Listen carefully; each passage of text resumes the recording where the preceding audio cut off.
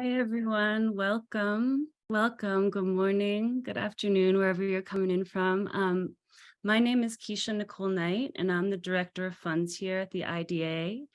That means that I manage the team that gets filmmakers and organizations money so that they can keep doing their good work.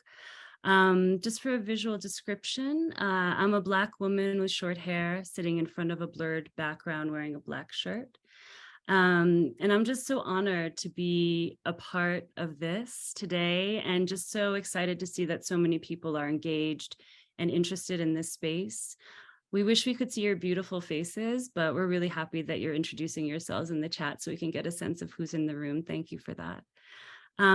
So before I start, I just wanted to do a little bit of housekeeping. And I just wanted to let those of you who are interested know that once we finish this panel at 11, I'm going to be staying on after in the room to answer any questions that might have come up over the past couple of weeks about the state of things at IDA. So I just wanted to make sure that this panel is really focused and like we're holding this brave space and we can maybe talk about that kind of stuff after.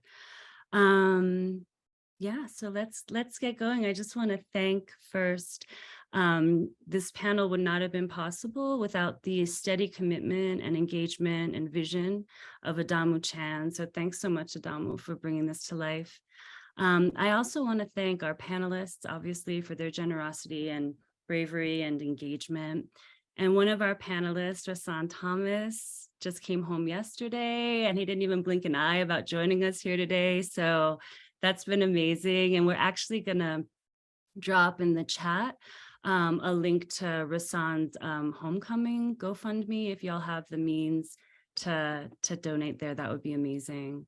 And then finally, I just want to thank our tech director, Sergio Lobo Navia, our live captioner, Nicole Kochi. And you can find a link to the live stream captions in the chat. We're having some glitches on Zoom, so we couldn't get them up here in the room, but you should be able to find them on the chat link. Also want to thank our two ASL interpreters, Selena Flowers and Susan Pacheco, and Maria Santos, who's interacting with y'all in the chat.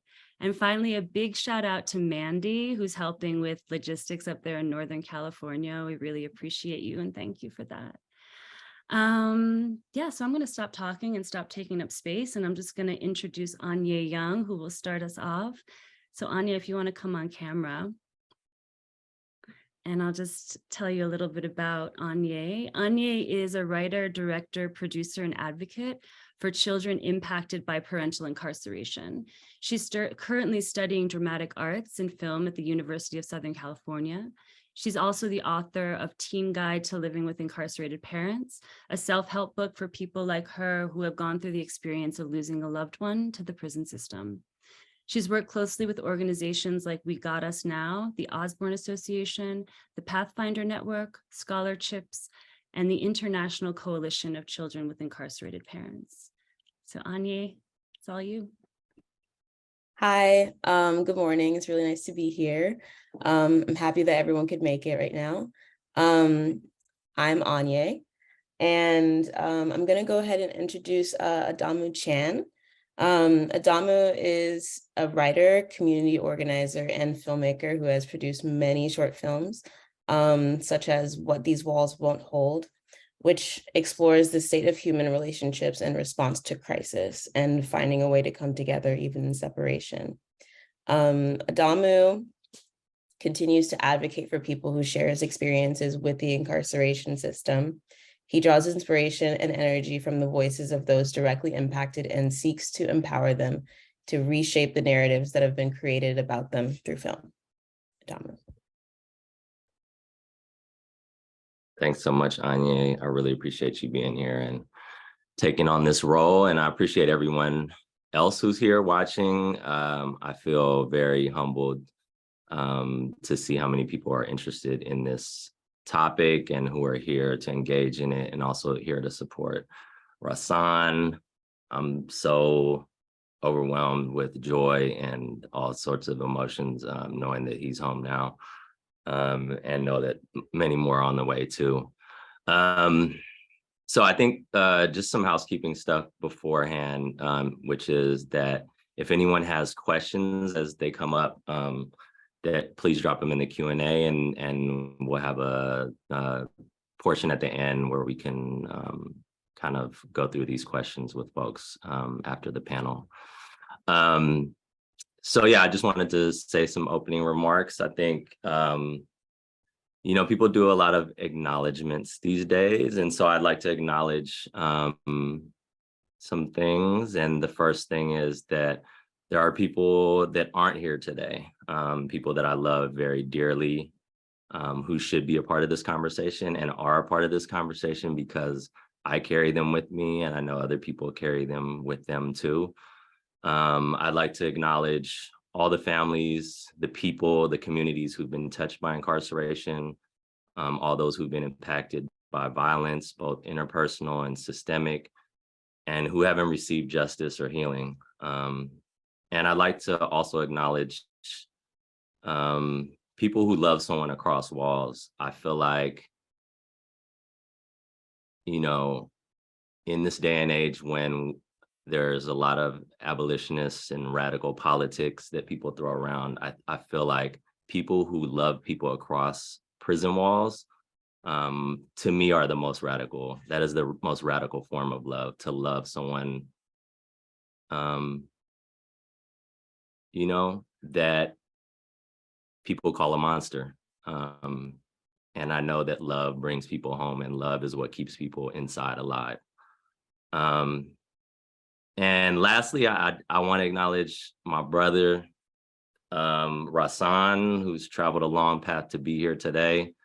Someone who I have the highest respect for and the highest trust with, even though we don't always agree. But just want to acknowledge what it takes to be here after, you know, coming home after decades in prison. Yesterday morning, I was there, and many other people were there. So I just want to give him the space, if he's here right now, to let us know how you feeling, you know, introduce yourself in any way that you want, or to share anything that's coming up for you. Yeah, my name is Rahsaan New York Thomas, as you guys all know. I'm just happy to be here. And I realized yesterday how much love, like there was so much love waiting outside the prison walls for me. It was just overwhelming, like, and beautiful. And I started feeling like, man, like, wow, that's amazing. Like, it's a crowd of people waiting to hug me and went out their way and traveled far. And it was beautiful. But I realized that, one, I've never felt so much love in my life. And two, that's rare. Like, people don't experience that in their life. Like, most people come out of prison, there's one or two people there, sometimes nobody. Most people in prison are invisible. And that's why we're here today. Like, it's important to make films about people in prison, make them visible. It's important for people in prison to make their own films, tell their own stories. Because I got all that love because people know I exist, because of films and podcast work and writing work. And so it's just beautiful, but also important that I want to see other people get that kind of love too. Thank you. Yeah, thank you, Rahsaan. Appreciate you.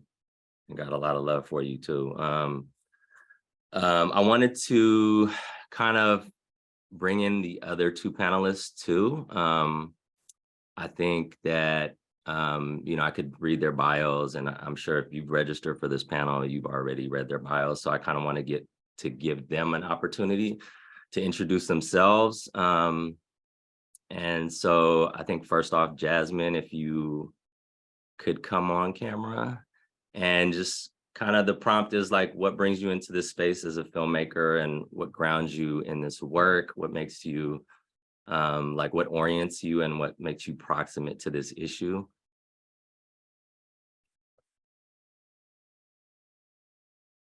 Oh, you're on mute, Jasmine. Sorry, I was thanking you.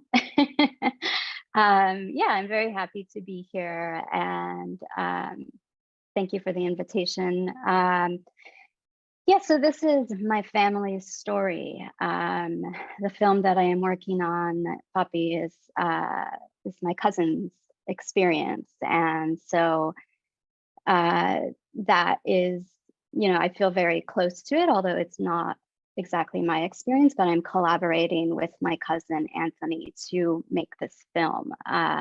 He is on as co-writer, and we're just working very closely to share all that he's experienced, and just always keeping in mind, that it's his experience, and also really checking my own expectations and checking in with him.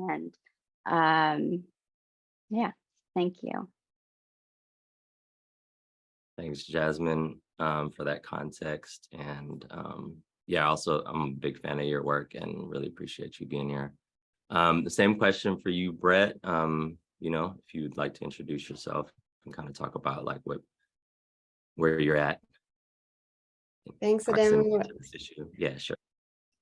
Thanks. Yeah. Hi, everyone. It's really wonderful to be here, and just so wonderful to be able to join this conversation and also join the chorus in welcoming Rahsaan home. Yeah, I know the struggle continues, but I feel very thrilled that I have a chance to be in conversation with you at this moment. So yeah, my name's Brett, and I made a film in 2016 called The Prison in 12 Landscapes, which is an essay film about the US prison system, in which we don't actually ever go inside a prison or really even see the outside of the prison until the very last moment. But I've been doing work around the politics of incarceration for a long time, about 20 years.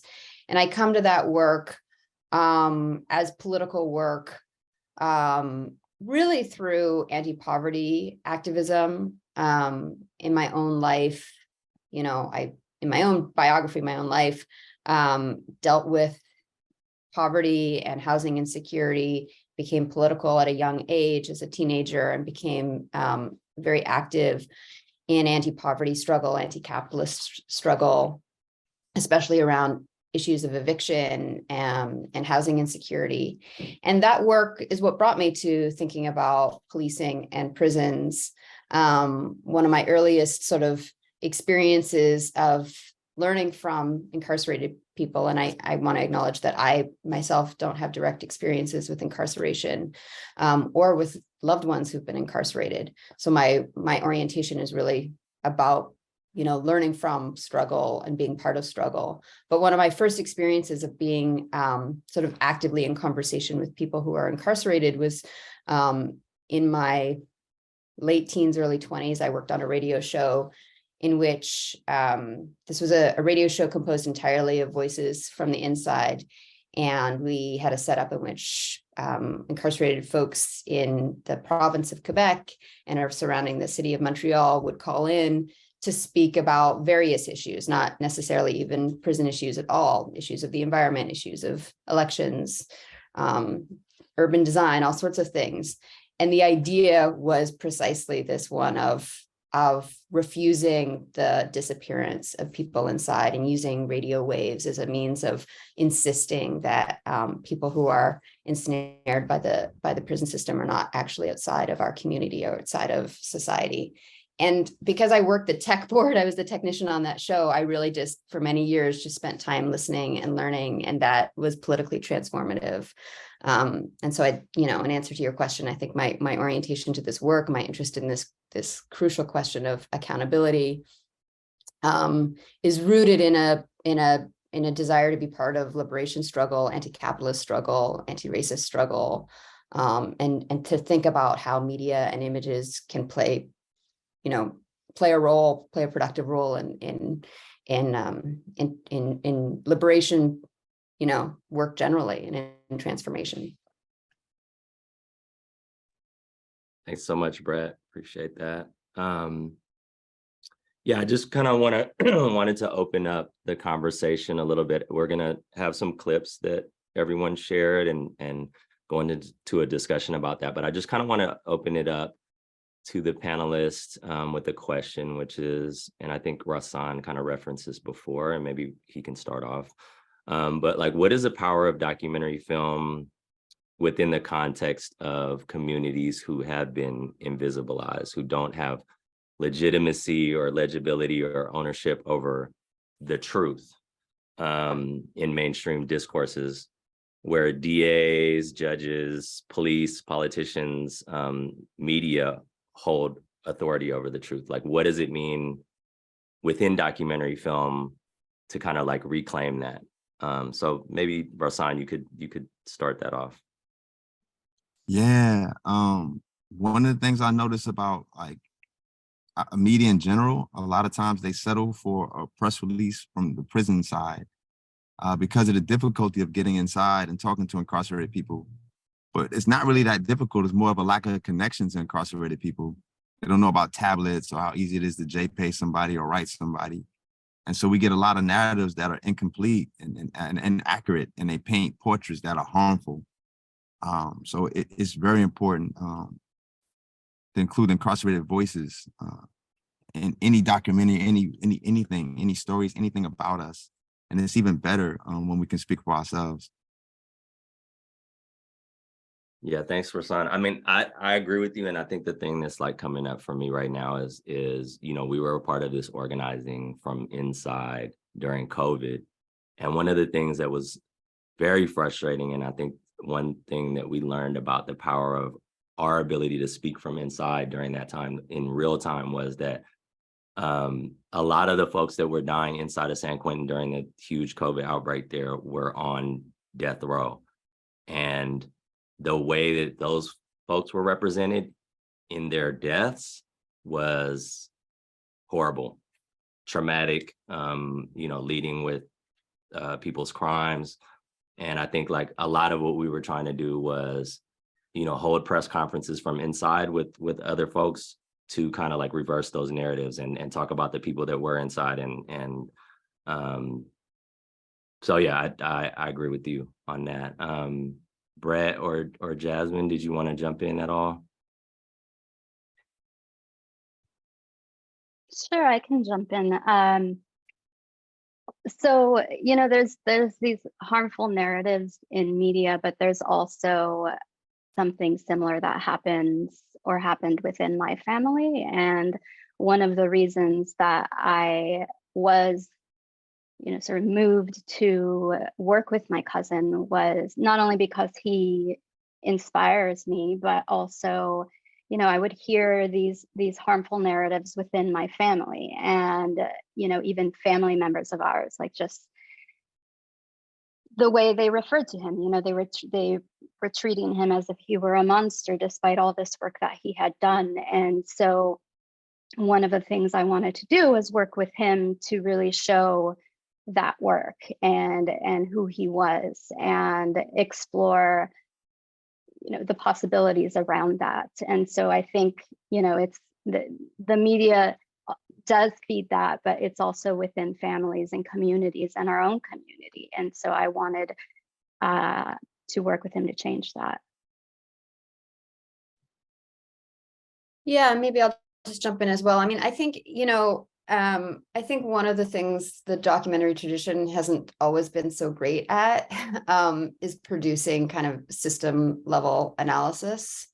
You know, I think that there's, you know, maybe even especially now, there's this sort of privileging of first person narratives, you know, and some of them are very important, some of them less so, but often with those kinds of stories, the sort of frameworks that people are working within remain the same. And I think about this a lot when it comes to the prison system, because it's just so dominant and intractable in our lives. I mean, you know, in the United States, like we all know, like what how the scale of that system, how many people are ensnared in it.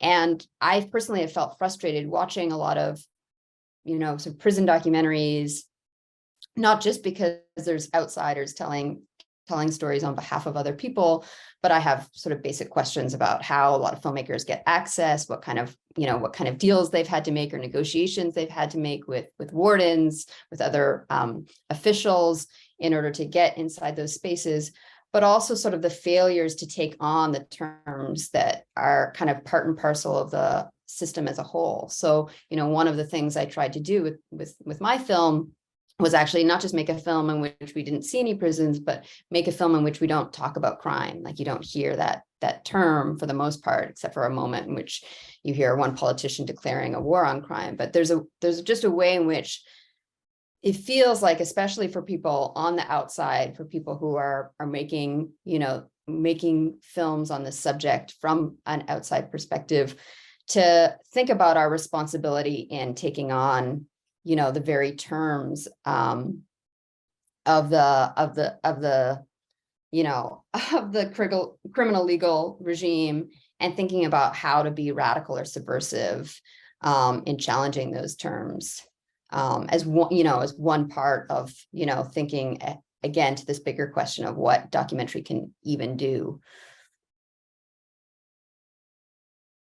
Yeah, I agree with you. And I think I think both of you, Brett and Jasmine, kind of touched on this point about, like Jasmine specifically, about like the conversations that are happening within your family.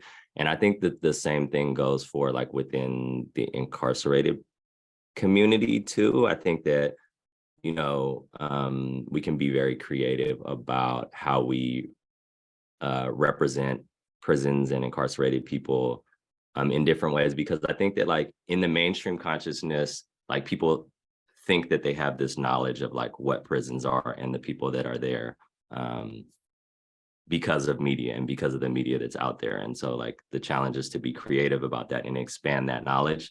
But I think that also like expanding that knowledge also like disrupts and combats the ways in which like people like who are also impacted like internalize those messages too, right? I think that it's something that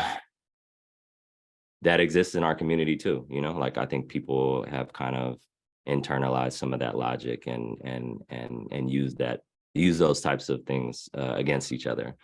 I think at this point, if Sergio, who's helping us with the tech, could load up the first clip, I wanted to kind of get into kind of what each filmmaker was thinking about with some of their work with regards to representation. And I think the first clip is Brett's clip. So I don't know if you wanted to intro that clip, and then we can kind of get into a conversation about your process. Sure. Just to say, so this is a piece of one scene from my film, The Prison in 12 Landscapes, that takes place in Eastern Kentucky on an airfield. And I think the most important thing people should know is that, I traveled to this region. I'm not from Appalachia, but I traveled there because I found out that it's a place where there's a building spree of prisons taking place, and has been for the past 20 years. And I want to understand what's going on for people who live there, for whom, the prison is being sort of dangled as a sort of way of imagining a future, an economic future for themselves.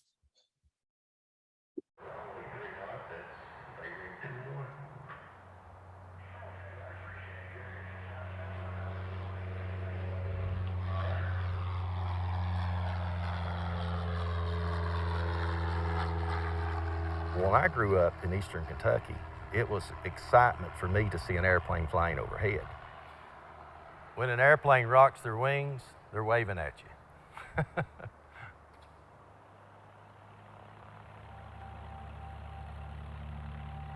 There were no airports. We had no land for airports.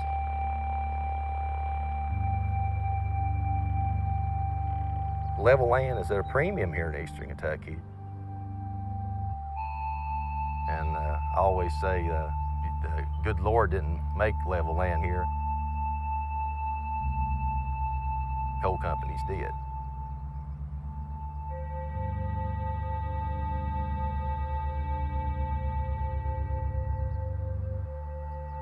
When you mine the coal, the easiest way to get to it was blast the top of the mountain off, fill the valleys, expose the coal seam, and then you haul the coal out of here. And that left this enormous piece of level land when it was done. The area we're standing on now once was probably 200 feet higher than we are now.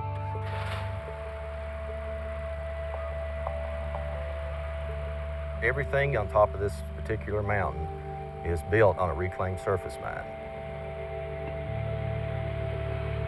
The airport, the industrial park, the federal prison was built on a reclaimed surface mine. With the coal industry gone, I don't see Eastern Kentucky getting better unless something else comes in here.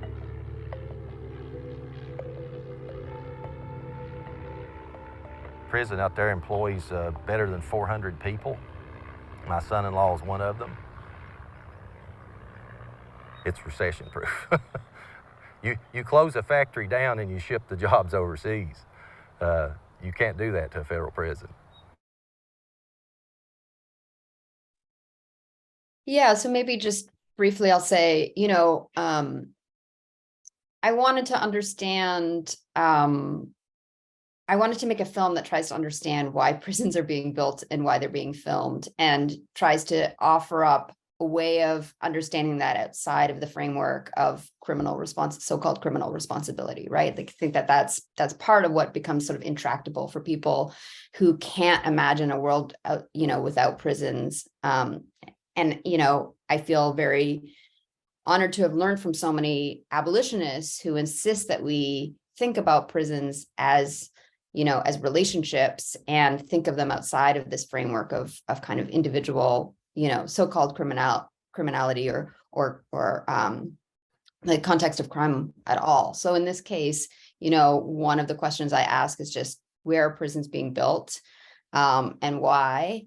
And in this case, they're over the past 20, 30 years, they're really built in a lot of rural deindustrialized communities that are themselves suffering. So in this case, we've got a region of the country that's been absolutely decimated economically and environmentally by the coal industry, and then the decline of the coal industry, where lots of people are themselves trying to figure out how to survive economically. And we've seen a boom of prison building in this region. And so, there are these ideas, this is a person who's obviously in some ways thinks that it's a good thing that there's a prison being built in his town, only and primarily because he imagines it as a way for him and his loved ones to have a job. Yeah, I think I had a question for you. I'm curious to hear other people's questions too, or comments, but I had a question for you because I think from what you said so far, I think that I'm interested in like also what your process is like to coming to this, and like whether or not it's also like there's an implication of you considering your positionality within this as a person who hasn't been directly impacted, and how that like you've made determinations about the aesthetics and also about like narrative and like how you tell the story as a person who hasn't, experienced incarceration necessarily. And so like, how did you think through those types of kind of considerations? Yeah, and and I'm still thinking about them. I think that's that's the ongoing work that we all have to do. I mean, I think of myself as someone who has, for example, myself class jumped, and so has to think about that a lot. I come to my politics from experiences of pretty intense poverty, and I see myself as aligned politically in struggle with people who are who are most people, who are the people that don't have very much in this world, right? But I'm out, I'm certainly outside of lots of places and situations, and I think that therefore this work means like ongoing rigorous accountability and responsibility. And for me, the responsibility is to actually learn something from the people have the privilege of being in proximity to. So here, I'm traveling to Appalachia, which itself is a region that has its own long history of being misrepresented and having outsiders come in and tell stories. There's incredible filmmakers coming out of Appalachia. And so I was very sensitive to that. And I think the thing that I just try and do, I mean, first of all, I'm very, very transparent about what I'm doing, why I'm there.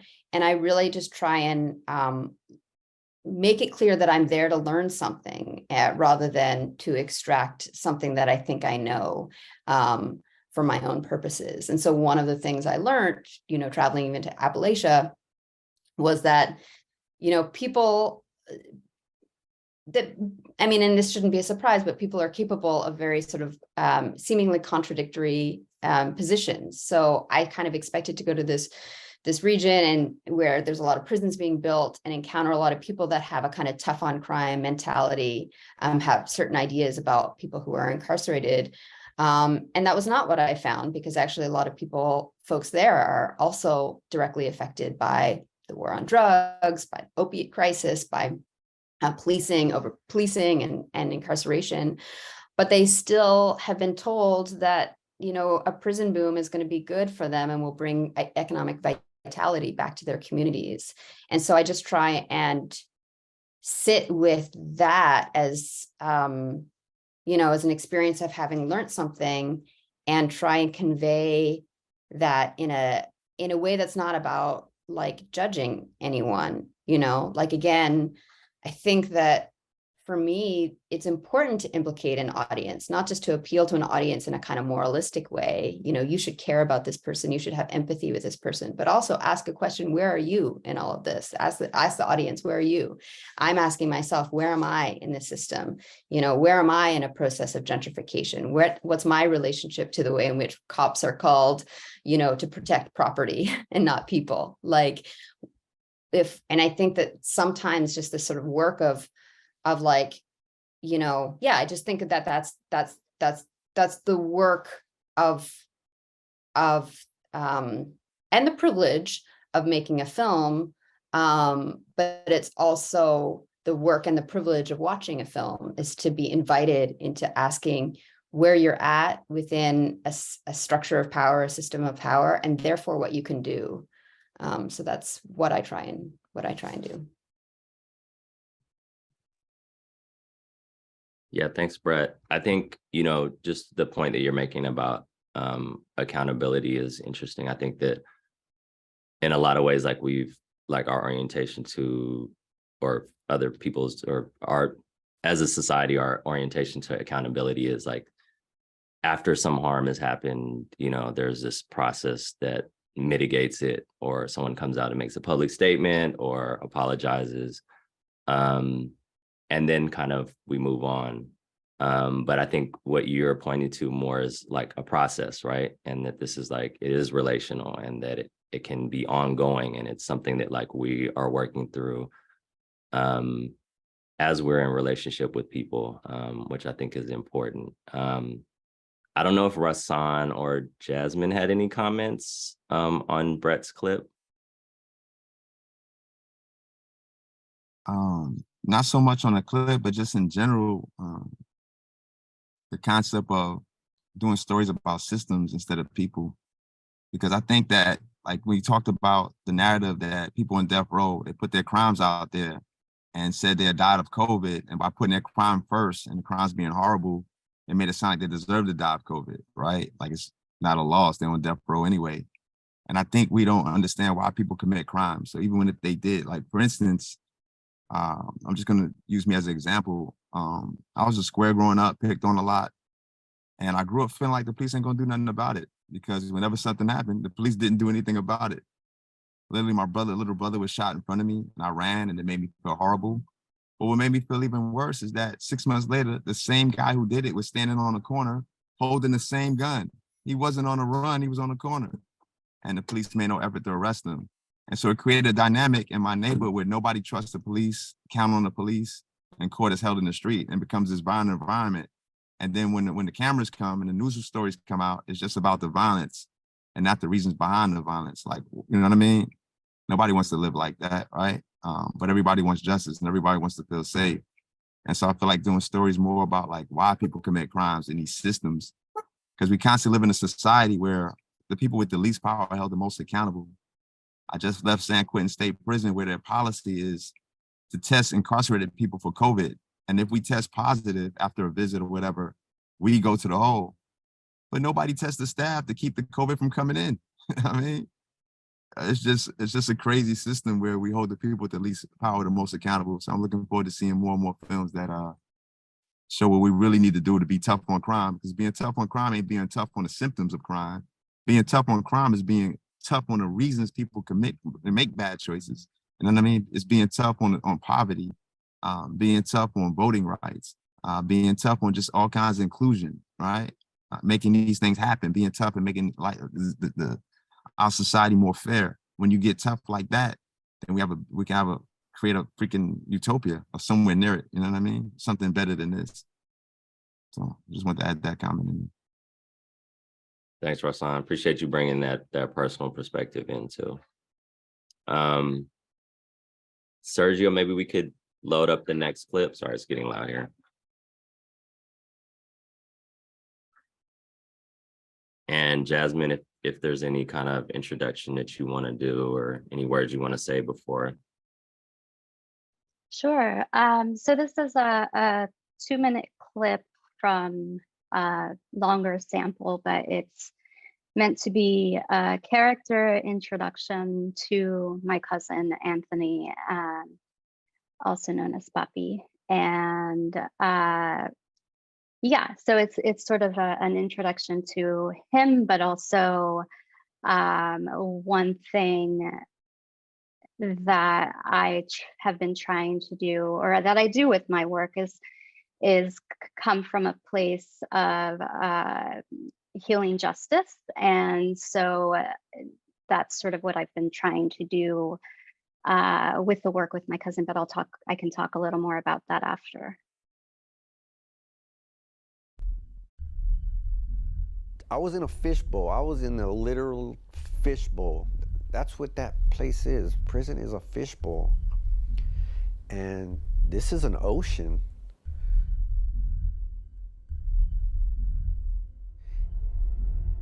When I went in, I was 18. So when I got out, I'm still 18. I feel younger than that sometimes. I'm a baby out here. Hey Primo, it's Jazz. You know, I have all these grand ideas and this idea around your film and looking at rehabilitation, but I've not stopped to ask you what you think this film should be.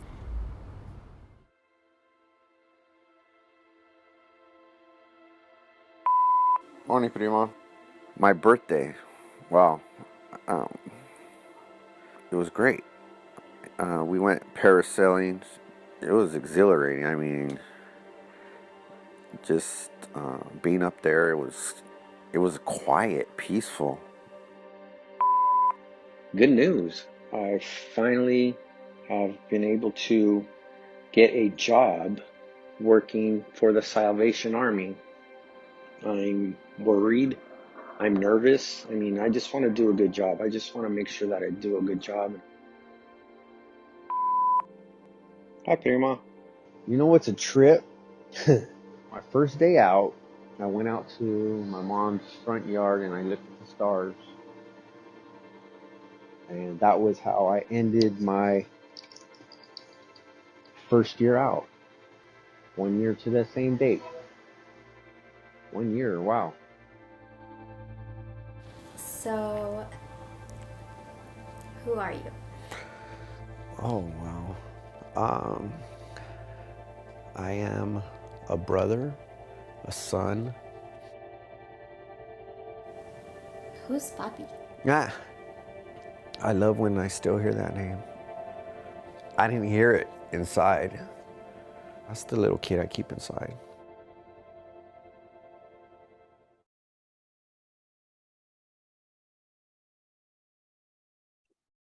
So yeah, these were recordings that my cousin and I would do over the last few years. He came home in 2018, but he was actually sentenced to life without parole. So this was something very unexpected. And these recordings were a way for us to sort of explore what we wanted to do together, but also an opportunity for me to learn from my cousin, like what this experience was like and what it was like to be back home, you know, and He went in when he was 18 years old, and so his entire adult life he had been in prison. But it's, I'm trying to understand his experience and also look at, how did this happen, and so really thinking about his childhood and the violence that was present throughout his life and throughout our lives and within my family. But I also really like, I asked him who's Papi because I really want him to think about, his, sort of inner child, and I want him to, just to consider who he was and what he went through, rather than just, say I committed a crime and did the time for it. And but there was also, a reason that he was, on that path.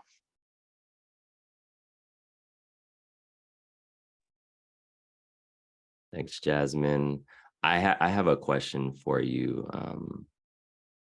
Just watching this, I mean, I've seen your other film too, which is also about your family, Silent Beauty, really beautiful film. And I know that you have a commitment to telling the stories of your family as a way to kind of like, tell stories that are broader. And I also know that, like, because these people are your family, you have a lot of deep care and like deep relationships with these people. You know them, they know you, they trust you. I think I'm interested in how you work through kind of the fact that you are holding someone else's story. Obviously, it's like you're a part of this story too. But I'm making the assumption that your cousin is not a filmmaker. And so, you are also like the person who is making maybe some of the final like aesthetic decisions or the decisions about like how the film is constructed or put together. And so like, how do you navigate that type of collaboration when this is very personal to him, obviously, but also that maybe he's not familiar with kind of, this sort of storytelling. And also like just thinking about like what, I think it's, telling my own story and making my own film has been a challenge in itself. But I think also like thinking about what is the dynamic between you and him too. Like, how do you feel like that dynamic plays out? Do you feel like he is being completely honest with you? And I don't mean that in, I guess not, maybe honesty is not the right way to frame it, but like, what is he able to tell you, or how is he able to represent himself to you? And like, what is the dynamic in your relationship? Yeah, so that's something I think about a lot, and conversations that he and I have been having. Just this past weekend, we talked more about some things that he has shared with me that he hasn't shared with everyone. And, while I'm very grateful and that he trusts me enough to share like the challenges he's been experiencing, even 4 years home, I wanted to make sure that he understood what that could mean, and to be sure that he was okay with sharing certain things with, the world. And also sharing with him what the experience has been like for me as someone that, whose first film was about myself, and what it's been like and what I've been learning as I've released my film, as I've shared the film at festivals and within communities, and how difficult that's been. And, a lot of the things that were, that I wasn't ready for, or things that were unexpected. And so we are having these conversations. But the other thing is that we excuse me, we have been developing this film for 4 years now. And so production has not even started because I want to be sure that he is sure, but that he also is ready, you know, and that I'm asking the right questions, and, you know, that I'm making sure that when he trusts me with certain information, that, you know, he knows that that's going to be out there, and how that could affect him, how it affects our family, how it affects the work that he's doing. Yeah, so, you know, these are the reasons that this film, we haven't started production on this film. We hope to this year, but I think we're still in that phase where we're exploring and learning. And I just want to be very sure that, you know, we're both okay. You know, a lot of times he says, "You're the boss," you know, and you know what you're doing. You're the filmmaker. And I'm like, well, yes, I'm, you know, a filmmaker, but this is your experience.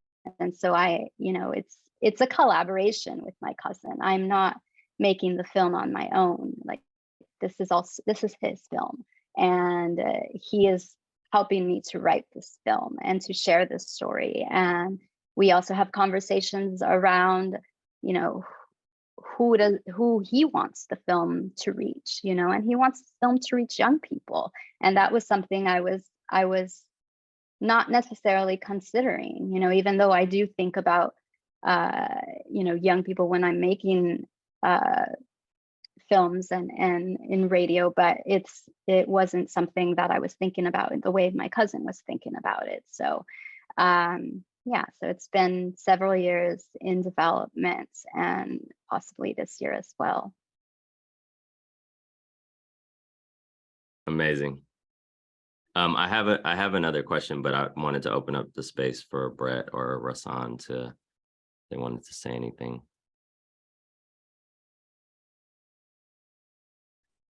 No, I'm all good. Nice film though, Jazz. I like where you're going with it. Yeah, I mean, I guess the one thing I was thinking about was just like how, you know, it's so immediately striking, even in a short clip like that, how much love there is. Like, this is, you know, a film made with love. And I feel like there's a kind of intangible way, but like meaningful way in which like a film communicates whether or not it's being made with love. And I just was thinking about that in relation to, like, you know, operating within like the very real filmmaking ecosystem where we're applying for grants and we're applying to film festivals, and this like attempt, I mean, anyone who's like applied for a grant lately knows that like there is a genuine attempt from a lot of bodies to like think through this question of accountability and ask questions on the funding application that gets to like, how is this filmmaker going to be responsible to or accountable to their subjects? And I guess the thought that I had was like, is there like I mean, that's just already so challenging. Is there such thing as a right question? How do you get to that, you know, what I think is like at the heart of it, which is like, is this project being made with love, and will you feel it if will you know how to feel it if there's any possible harm that can come out of this? Like, I feel like that's what accountability means. It's like, how do you know if you will do harm even unintentionally, and how are you making sure you will not? And I think there's, as soon as you start to like scale out from the personal film, that becomes more challenging, but no less essential. Anyways, also the film just looks incredible. I can't wait to see it. Thank you. So I'll just answer that briefly. So I don't think, you know, you can never know the harm that will come of something. And so, or you can't always know, but so that's why we have taken so much time. And another thing that I do with my cousin is share anything that I'm going to share publicly. And so he was the first person to see these clips. He was the first person to see how I write, apply for grants, how I pitch the film, what I put on the website, which is not entirely public.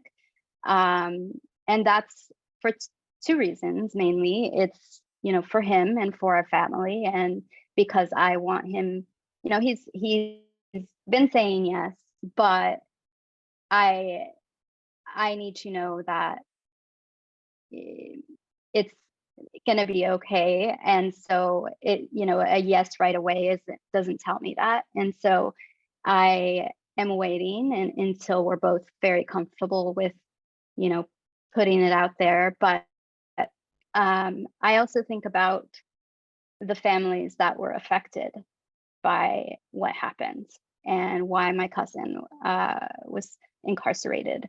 And so that is another thing that I think about often, and that my cousin thinks about often. And, a lot of what my cousin does today is to honor those families and people that lost their lives. And so it's, it's not just him, it's not just our family, but it's so many others, so it's something that conversations that we're still having, and we had this past weekend about that as well. And so yeah, I just making sure that he knows everything that's going out there. And I know that doesn't happen often in documentaries,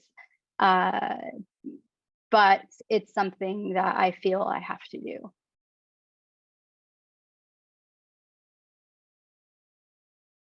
Thanks, Jasmine, and thank you for holding all these many things with all all of the films that you're making. Really appreciate that. Maybe we can go into Rahsaan's clip now, and if you wanted to kind of intro that. Yeah, this is a film called Friendly Signs. It's about a person who committed a violent crime, but he's a sign language interpreter for the deaf community that arrived at San Quentin. And normally I wouldn't talk about a person's crime, but I purposely put it in this film. I made sure I introduced Tommy as a person first and then introduced the crime, because I wanted to push back against the narrative that if you commit a violent crime, you don't deserve to ever come home. And so that's what this movie's about, subliminally anyway. I learned sign language growing up with my brother, Mike Wickard. He's 2 years older than me. He looks just like me, but he's shorter and rounder. My brother ended up deaf because my mom was pregnant with him, and at the time, she got measles. He didn't develop the hearing nerve in your ear, so there was no cochlear implant possible. He's never spoke, never heard. He'll be deaf for the rest of his life. It was a struggle at times. He was always asking me to interpret or translate what the family was saying, like at Christmas, Thanksgiving, family events, TV. He wanted me to translate TV, and a lot of times it was like, man, read their lips. I wasn't the best brother.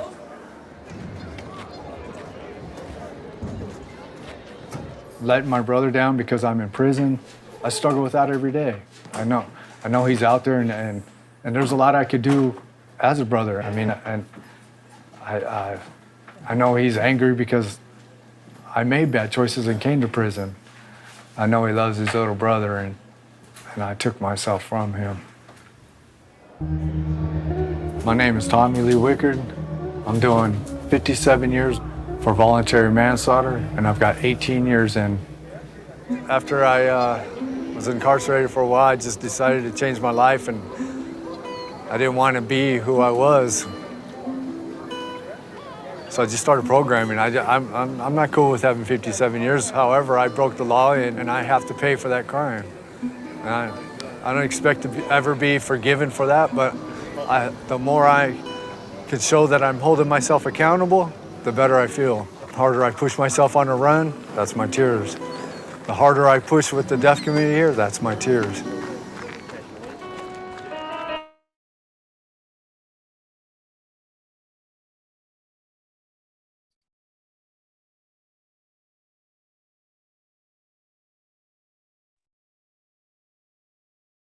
Did you want to follow that up with anything, Rahsaan? That's pretty much it, man. Just I Okay. wanted to like push back against that narrative that somebody violent doesn't ever deserve to go home. I just want to show that people can change and that there's some great people in prison and you can't go by crime. You have to go by individual persons, and you have to look at a system that, what is it doing to create better people? What is it doing to help people get better, right? That's what this film's about. Thanks. Thank you. I think I had a question for you. I of course I know Tommy too. Like I also know like what folks inside are up against. You know, not to put Tommy's business out there, but like there's a process that he has to go through that most like people who are serving life sentences have to go through to get out. Mm-hmm. And part of the challenge and risk of speaking from inside is that, you know, there are these processes that you have to go through where you have to prove yourself as safe and prove yourself as accountable, and take accountability for the things that you have done and show your remorse. And I know Tommy, I know who he is. I know, you know what I mean? Like he's a rock in the community at San Quentin.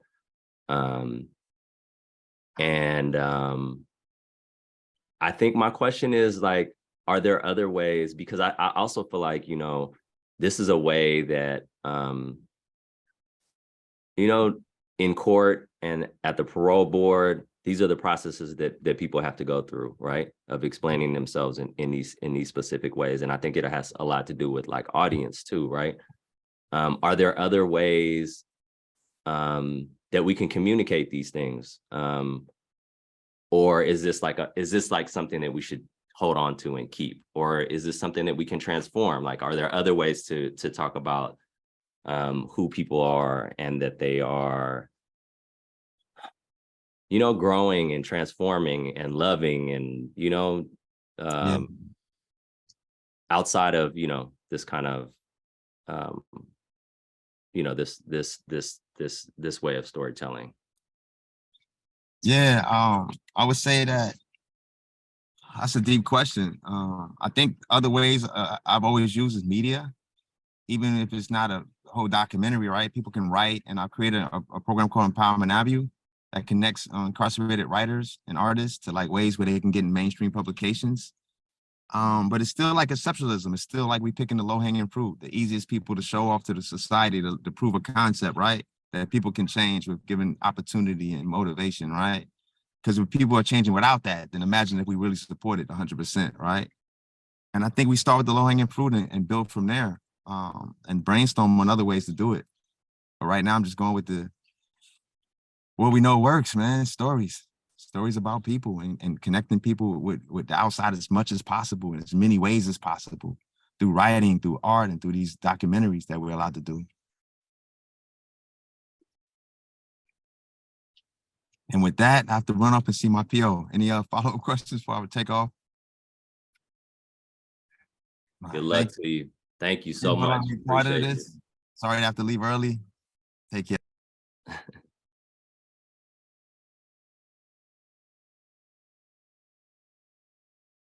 Okay, so with that, I don't know if you, Jasmine, or Brett had any comments. Obviously, Rahsaan's not here to answer any questions, but about that clip.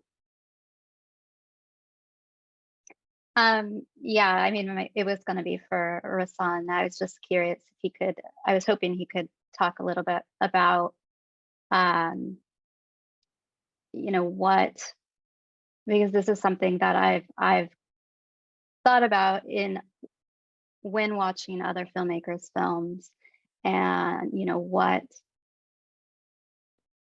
these protagonists are, you know, what sorry, like what they see, how they see this opportunity, you know, what they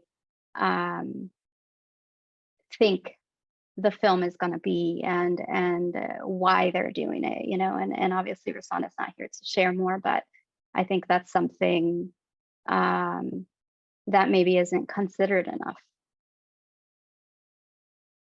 I'm sorry, can you repeat the last part of that question? Yeah, I was just saying that I think that's something that we don't consider enough. Mm-hmm. Yeah. Yeah. Okay, we have one last clip. Unless Brett, you had something you wanted to share? I'll wait till after the clip. Okay, sure.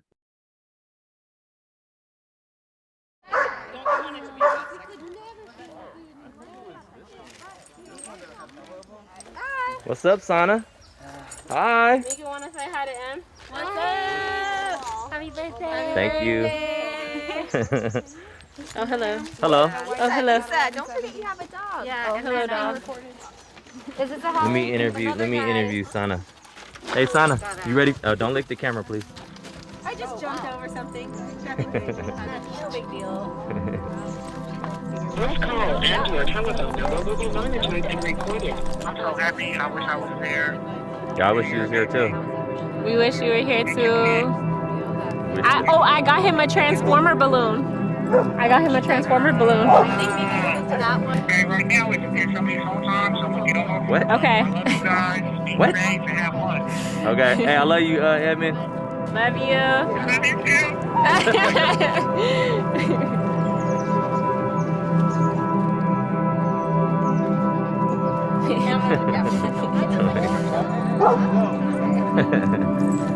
Hit it. Hit it. Whoa, whoa. Can you do the now thing? Now, jump.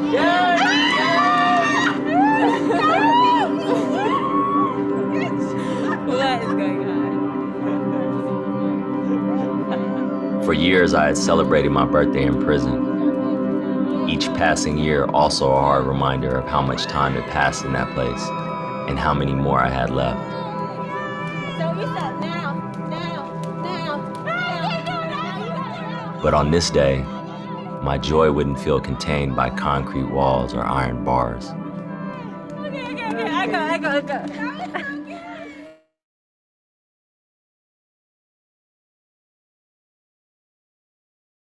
So that was a clip from a film, What These Walls Won't Hold, that I'm working on now. And I think, yeah, like my intention for the film and like specifically this part, this is like my first birthday after I came home from prison, after over a decade inside. And the story is really about relationships, and you know, like a huge part of that is the relationship that I have with my best friend Issa. And I think my intention was to talk about relationships like specifically like on a smaller level as as something that really keeps people alive inside, you know, when they're facing like really dire situations. But also like this idea that, you know, like there are people who need to be separated from our society because they're not able to have relationships with people. They are not able to be in relationships with people without harming them. And I think that also like more broadly, I think like relationships are like what actually heal people, right? And people need relationships to actually, like if we're talking about harming or if we're talking about people who have been harmed and harm that's happening, like the way to heal that is through like more like relationship building, I guess. And so that was my intention with this film, to kind of, you know, like I feel like a lot of media around prisons is very dark and very like cold and very hard. And I wanted to kind of like show the joy and like what it means to like be healed through like love and connection. So yeah, that was my intention with that.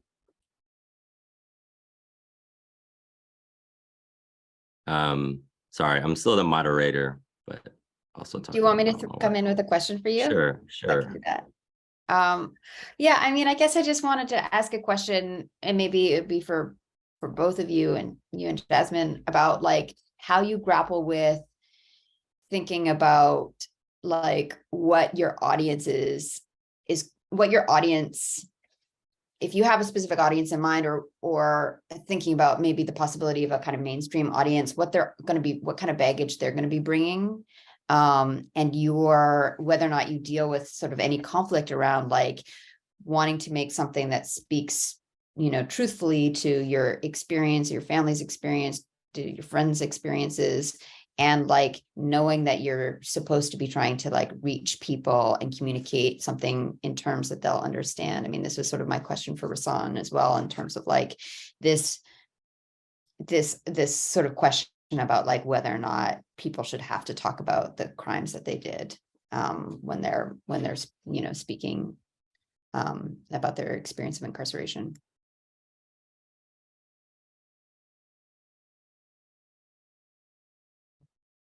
Go ahead, Jasmine. Okay. Yeah. So it, you know, I as a storyteller, I do consider, you know, that wider audience. And I think just as someone that has come from the community that I come from, a lot of times, you know, we're not, you know, I grew up going to, you know, I was sent to a boarding school for troubled youth, and I spent my high school years in one classroom with, you know, with the gang members and people who, you know, had just come out of juvie.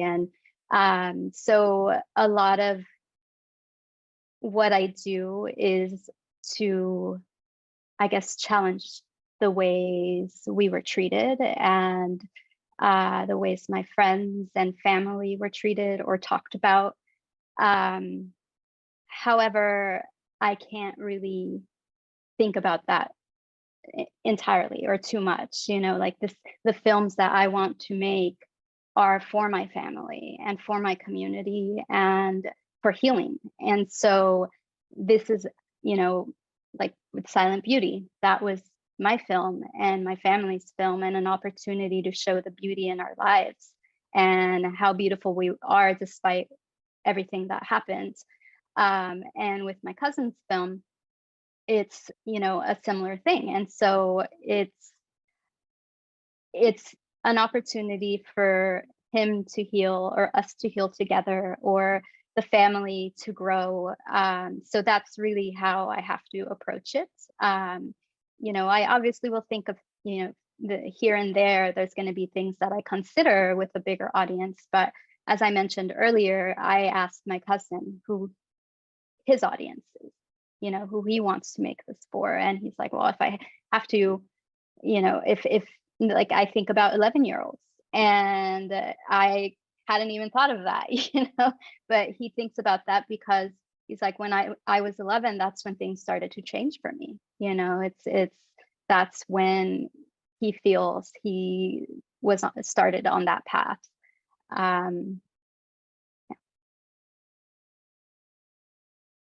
Yeah, that's beautiful. I feel the same way too, as you, Jasmine. I want to produce work for my community, and, you know, also for,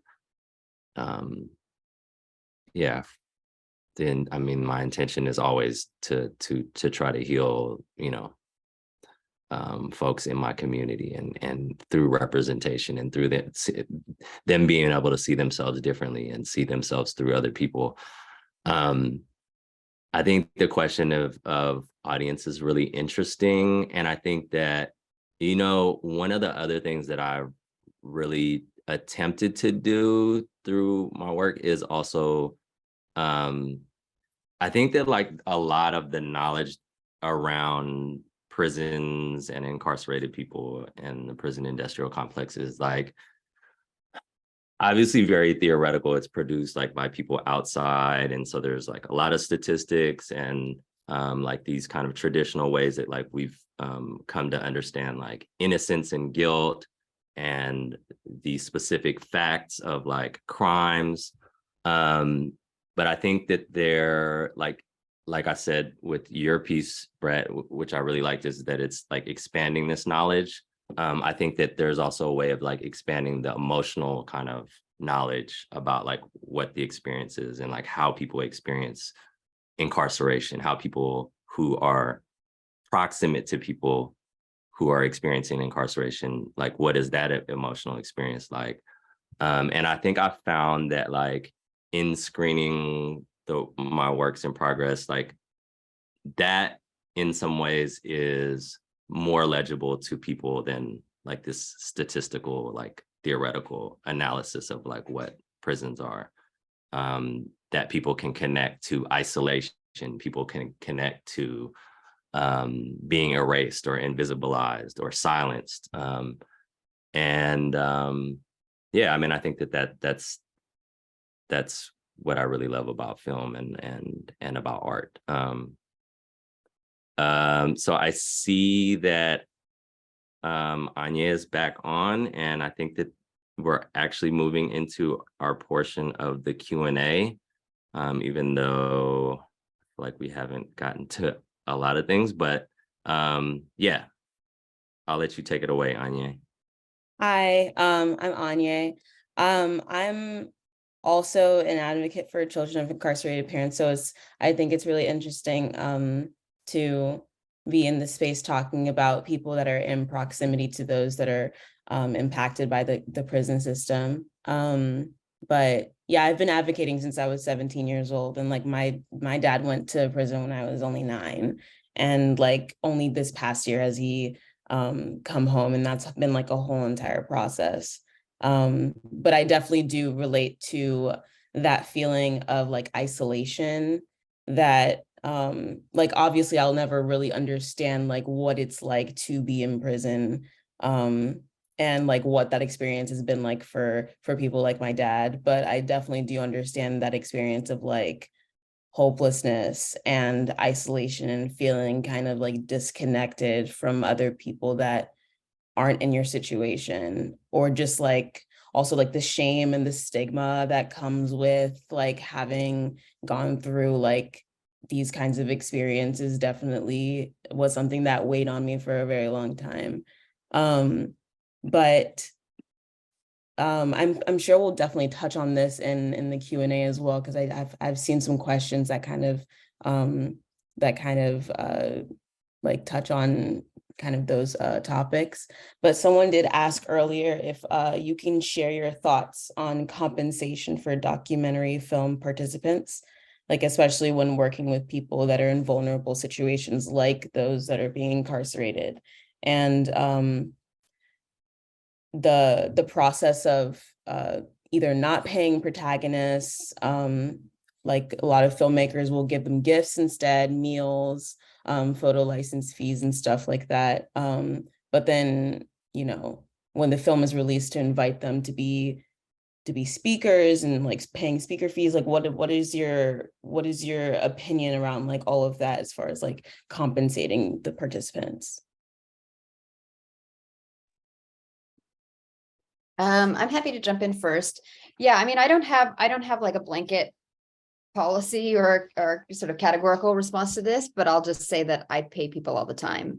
And I pay them because I'm asking them to do work, you know, I'm asking them for their time. And why wouldn't I? And I do feel very adamant that like I give, you know, I'm paying them in money rather than like, I feel like there's something sort of like, you know, not infantilizing, but like condescending about like wanting to decide for someone else what they should use their money for.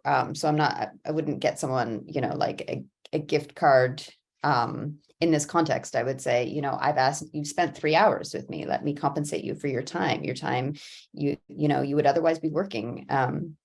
And so, I mean, I think the main objections to that like come from a kind of journalistic idea that undermines the objectivity or undermines a sort of like other set of motivations. And I think that for me, like that's not as relevant, because if I've done my work right, you know, I'm creating a situation in which someone is given the room to also be there of their own volition and to feel like they've got a shared stake in the project. Like it's not one or the other. It's not we make them feel like they're doing it for noble reasons or we pay the person. I think it can be and should be both. And I have no problem with paying people for their time.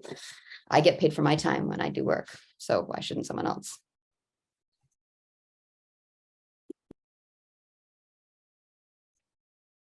Yeah, I totally agree with everything that you're saying, Brett. I think maybe I can bring the perspective of like working as a filmmaker inside of a prison.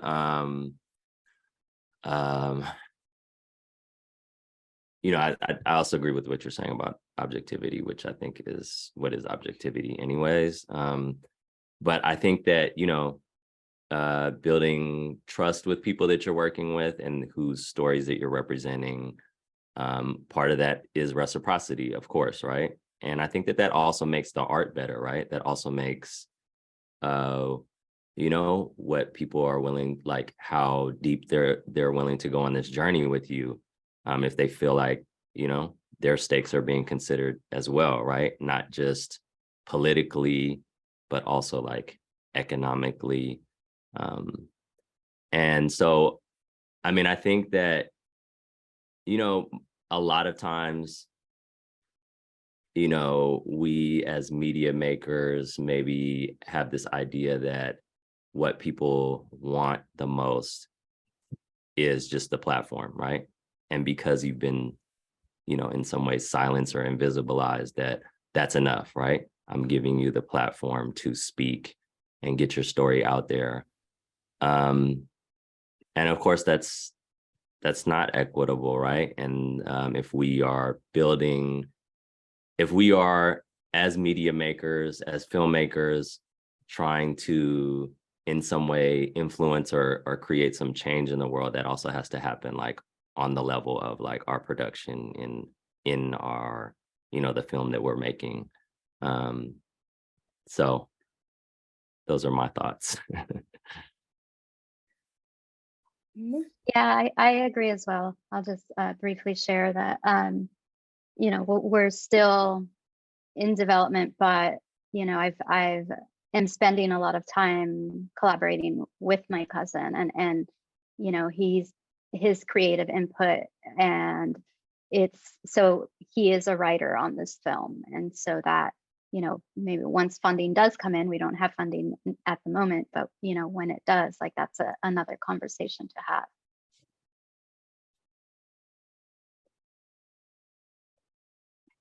So the next question that we have in here is, outside of your relationships and obligations to your subject or participants and community, what else informs your treatment of the material and process?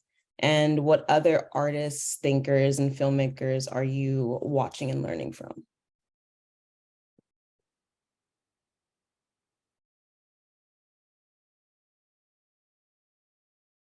I watch these folks' stuff, so I want to shout them out, and wanted, you know, everyone that's here to be on this panel, because I have like a lot of respect for them and their work, and how they think through these issues.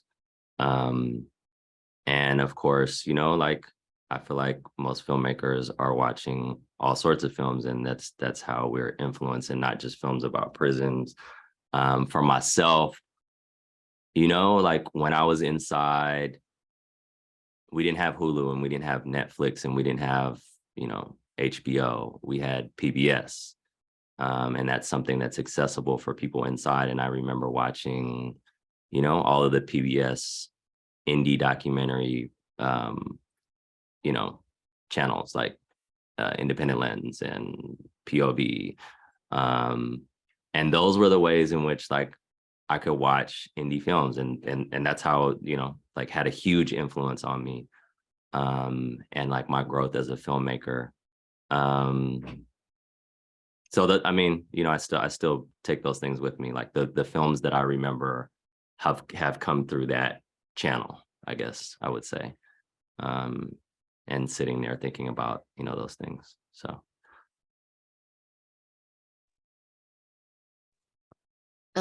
Yeah, maybe I'll just say like, I mean, I feel like it's really important to draw on a lot of influences in my work. I I actually really believe in the research process, not because like there's a certain kind of knowledge that's more important than other kind of knowledge. Like by research, I include and I count, you know, conversations like this, and organizing and being in conversation with people who know things, and to sort of be in a position to be constantly learning from material. I think that there's, you know, for me, I think about like, the question is always like, what political work will this do once it's in the world? And that, you know, that's like at the systems level, but that's also like at the individual level, at the community level, who benefits, who hurts, is anyone harmed? What is my responsibility to spend all of these resources? It takes an immense amount of resources to make a film in a way that's not just going to be a waste or about career advancement, but it's about actually like trying to challenge a political order that thrives on the dispossession of many people. That's the political project for me. And I just like, for me, that means constantly putting myself in a position of learning. I read a lot of books. I write a lot of letters. I stay close to, you know, grassroots activists on the ground, people on the inside and on the outside that are doing this work. And in, you know, in terms of specifically film influences, like I'm always drawn to filmmakers that sort of also work in that mode where there's a commitment, you know, there's a real sort of just commitment to the belief that like art should be about puncturing the world somehow, and are really committed to that, not just in terms of like the kind of subject matter and analysis that they put forward, and the voices that they privilege, but also in terms of the kind of formal and aesthetic experimentation that they're working with. So those are the kinds of, films that I like to immerse myself in at all times. Yeah, so I'm not watching a lot of films about incarceration. I mean, I have, but it's, you know, I think I maybe will look at things that I don't like within certain films that I try to challenge. But I also watch other types of films because I don't want to be too influenced. And, you know, with very similar films, like I just want to make what comes from me or from, you know, my family. But I also really like to watch, you know, other types of films that might inspire something creatively.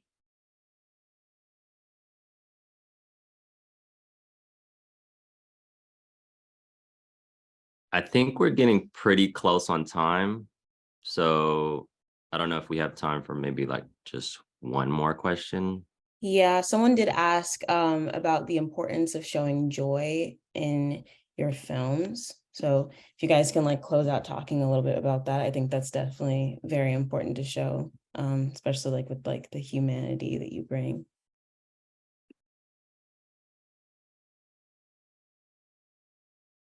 Yeah, I mean, I can just say really quickly that is important. I think that, you know, like when I'm thinking about representation, I think about things that are overrepresented in films about incarcerated people and about prisons. And I think that it's important to maybe overrepresent things that are also a part of people's lives, right? That people are in very dire circumstances and dealing with very heavy things and heavy experiences, but also are living, you know, and living through joy and through mundane things. And there are many facets of people's lives. And so also want to represent those things, right? Because people are very full, they're living, even though they're inside.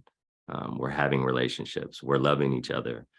I love Rahsaan. Like we've had a very full relationship over the past few years and done so many things together. So that's what I would say about that.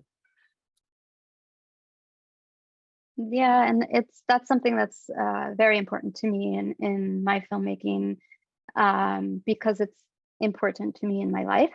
and I, see what that brings. And so that's something that I try to find within my film. Yeah, I just want to underscore how important I think this is too, because I think, the challenge for all of us, certainly the challenge for folks who with experience on the inside who are then making films, is that like cinema's already always so attracted to the prison, and that's such a problem. And I think that we should acknowledge that so much of that is about the sort of kind of like gross spectatorship on abject, ideas of abject misery. And so I actually think it's really radical to show the joy and very meaningful. Yeah, I think we're coming to the end. I just wanted to kind of thank everyone. Wanted to thank the panelists, Jasmine, Brett, Rahsaan, who's out there. Anya, thank you so much for coming on and taking on this role.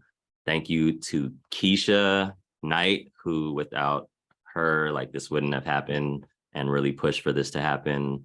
Thank you to Maria and the rest of the IDA folks. Thank you to our interpreters, Susan, Selena, our captioner, Nicole.